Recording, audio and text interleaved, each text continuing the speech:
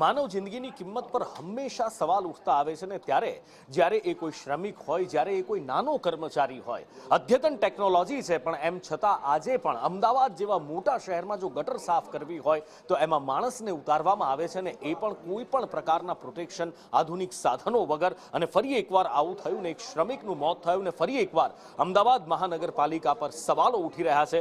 પ્રતિક પાસેથી જાણીએ. પ્રતિક.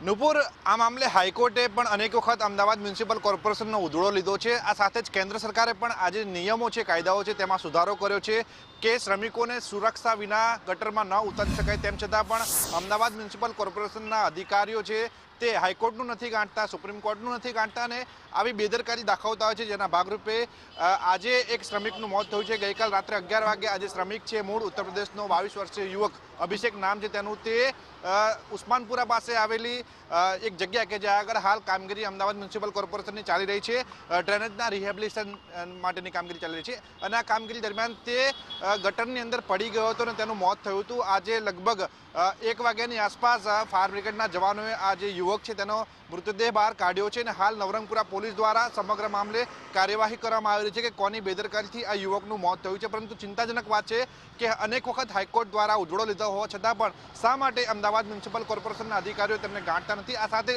ખૂબ જ ચિંતાનો વિષય છે કે છેલ્લા 3 દાયકામાં મેન્યુઅલ સ્કેવેન્જિંગ નામના મેન્યુઅલ સ્કેવેન્જિંગ તરીકે લગભગ 136 શ્રમિકોના મોત થયા છે કે જેમણે પોતાનો જીવ ગુમાવ્યો છે. અને આ ઘટના દેશમાં ગુજરાત રાજ્ય જે બીજા ક્રમે છે, પહેલું તમિલનાડુ છે અને ત્યારબાદ ગુજરાત છે. એટલે ખૂબ જ ચિંતાનો વિષય છે. અમદાવાદ મ્યુનિસિપલ કોર્પોરેશનના અધિકારીઓ આ પ્રકારની બેદરકારી માટે ખૂબ જ ગંભીર રીતે પગલાં લેવા જોઈએ. સાથે જ આવા વ્યક્તિઓ પાસે કામ કરાવતી વખતે તેમને સુરક્ષાના સાધનો પણ આપવા ખૂબ જ જરૂરી છે. બિલકુલ. અને આગળ વાત કરવી છે કૃષિ મહોત્સવની. આમ